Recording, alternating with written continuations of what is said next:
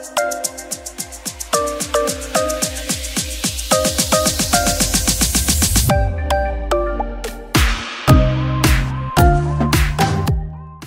daan sa pagbati ng ating masipag at magaling na kapitan.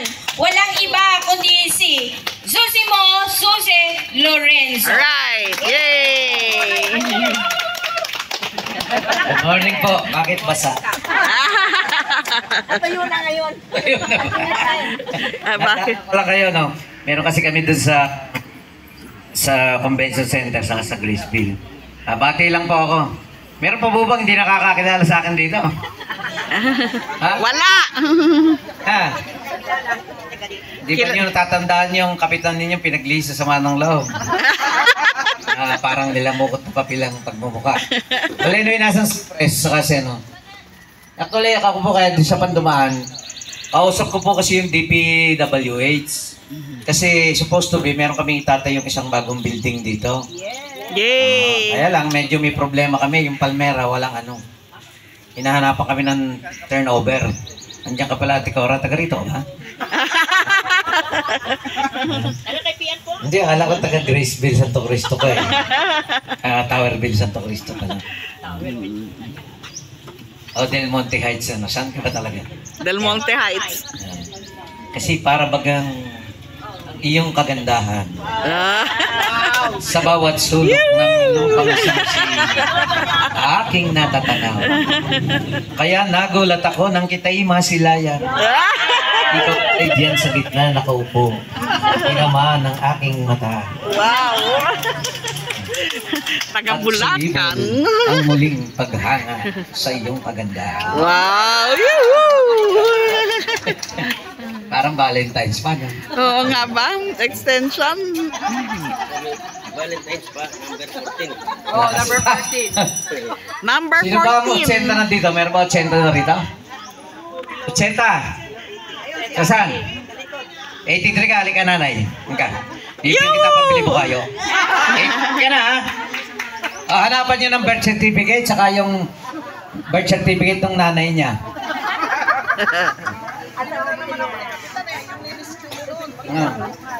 Ganon. Hindi mainam naman. O, bibigyan ko lang kayo magkano ba laman ng bulsa. Wow! Wow! Uy! Dagdag! Sana all! Hindi pa kumukupas. Sana all! Naghahanap daw siya ng partner. Sana all! Sana all! 85! Meron bang 85? Walang 83 eh. Pambili lang ng ano. Hinihintay ko yung DP kasi pag hindi na dito, dilipat natin doon sa kabila. Pero ipinipilit namin kasi gusto namin ma-covered court ito eh. Ang plano namin talaga maging covered court ito. Kasi una, hindi naman kayo lang yung mga nandito makikinabang, pati din naman yung barangay. Marami tayong activities na ginagawa, hindi rin naman kasya ron sa barangay. Kaya, ang isa pa, ang barangay doon sa savings namin na pinipilit namin lumaki yung mga collectionist din. Kaya magbayad kayo ng ng garbage fee, kahit na 120 sa taon sa isang household. Huwag namang mangyayaring may mamatay sa inyo. Yes. Meron kayong 3,000 kahit pa paano. Plus senior, 1,000, 4,000. Tulong na din yon. Tapos yung talagang ating mga senior citizen, pagpapagawa namin ng opisina doon sa lupang binili ng barangay. Doon yan sa may malapit sa Kaipian National High School. Meron kulang kalahating hektarya halos yon. Yun yung aming ipapaayos. Lalagyan namin ng Senior Citizens Park. Alright! Kaya, nice! nalulungkot lang ako, merong ibang senior, pag ganon-ganon eh, hindi ko maintindihan yun. Dapat isa lang tayo, nagkakaisa. Kahit may paksyon kayo ng pamunuan. Halimbawa, di ba merong grupo doon sa kay Mr. Ed Pagkaliwagan, may grupo si Kagawad Lumpia, may grupo dito, may grupo pang, maraming tinatayo ngayon eh. Pero dapat nagkakaisa lang kasi una, nahihirapan din kami sa barangay. Ang budget ninyo dati, ngayon nga hindi na mandatory. Dati kailangan mandatory, meron kayong at least 1%. Ngayon kung ano na lang ang discretion, basta papapasok doon sa 5% na gender and development, pwedeng attribution na lang.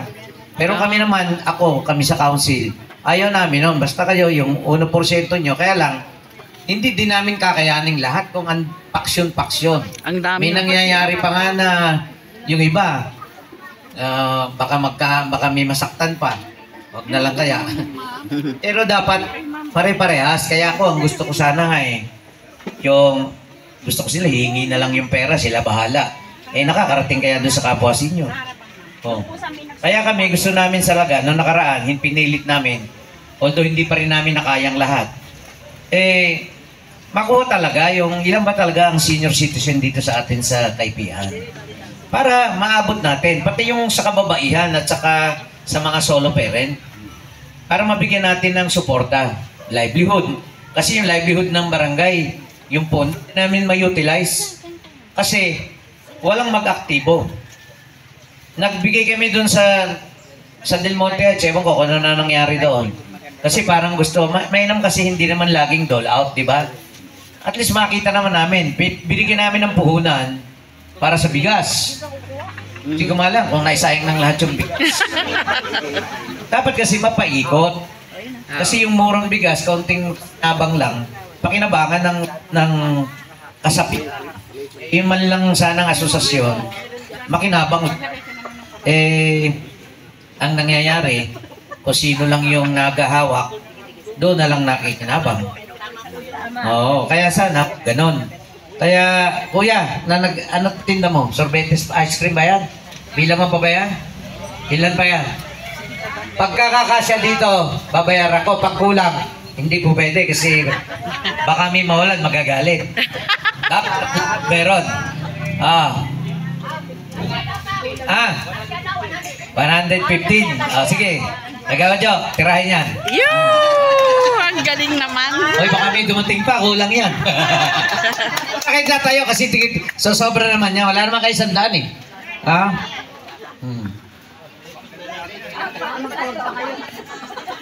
Pengen ko pa. Dahil lang kasi ako po last term ako eh. Sayo ko man at sa gusto. Kung mananalo ako, di ba ngayon lalaban ako sa bayan, sa konsihal. Yes. Kung tayo suswertehin, mas malaki pa yung may tutulong ko din sa inyo. Pero kung hindi naman tayo pala rin, nandyan yung ating mga kasama na magpapatuloy kung merong eleksyon ng December or October ng taon na ito, kung sino yung mananalo, tutulungan pa rin natin. Mas maganda kasi kung ano yung sinimulan natin na maganda, May anak. ipagpatuloy na lang natin. Huwag na po yung iba kasi maaga nung masyado mamulitika eh. Ang dami ko kasi pang mga programa na gusto kang ipamana sa mga kasama. Sana ituloy. Kamukha nyo nga, binanggit ko yung kalahating hektarya doon. At gusto ko sana makuha pa yung katabi. Kasi wala namang makakabili doon eh. Walang right of way eh. Yung almost 2,000 pa na square meter. O kasi din, yung ibang kabarangay natin na talagang walang kakayanang magkaroon ng pabahay ng bahay. Gusto ko rin sana yung ituloy. Meron kaming pinropose doon sa Del Monte Heights. Hindi naman nag-materialize. Medyo nakatulog yung nakahawak doon. Pero bubuhayin natin. Kasi kung halimbawa, mahal na lupa rito sa atin eh. Meron pa ba kayong mabibiling tigta 3,000 piso sa 1 metro kwadrado dito? Wala na. Pero yung sa amin doon, nakuha pa namin ng 3,000. Sabi ko nga, yung expenses na lang at saka yung pagkakabili ng lupa para bumalik naman sa barangay, yun lang ang may karga. Pwede na yung 50 square meter, tayuan ng bahay. Pero hindi papatungan na kamukha nung iba. Kasi yung iba gusto may patong eh.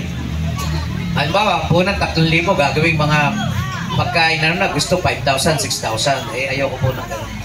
Kung meron mong mapapatong, ilang bayad sa pag-survey o pag-subdivide ng lote. Tsaka yung bayad ng taxi na lang. Para at least yung iba magkaroon naman ng sariling bahay. Lalo na siyempre, pagpasensya na kayo, yung mga gay na wala naman talagang tinitirhan. So ako po hindi na magpapakahaba. Habang inyo pong ninanamnam ang matamis at lasa ng gatas at buko na inyong dinidilaan. Yes, yes. Lagi po niyong aalalahaning, hindi po ganyang kalamig ang aking pagmamahal o hindi sing init ng sikat ng haring araw. Subalit ang tamis ay hindi siyang asip mukha ng inyong kapitan. Sa inyong lahat. Thank you! Narito na ang tagapagtanggol ng bawat Sanoseño. May tabang, may prinsipyo at handang ipaglaban ang bawat Sanoseño.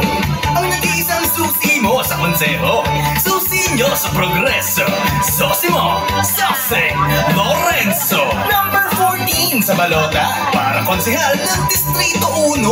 Susi mo, Soseng Lorenzo. San Jose nyo tanan, si Soseng na ang samahan sa halalan. Siya ang susi nyo sa konseho, susi nyo sa progreso. Magsama-sama na ikaw ako tayo magkaisa. Konsehal Soseng ay subok na sa pagseserbisyo sa atin. 2 dekada siyang kapitan ngayon na may para konsehal.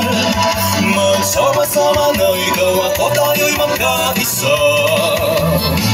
Di mapipigil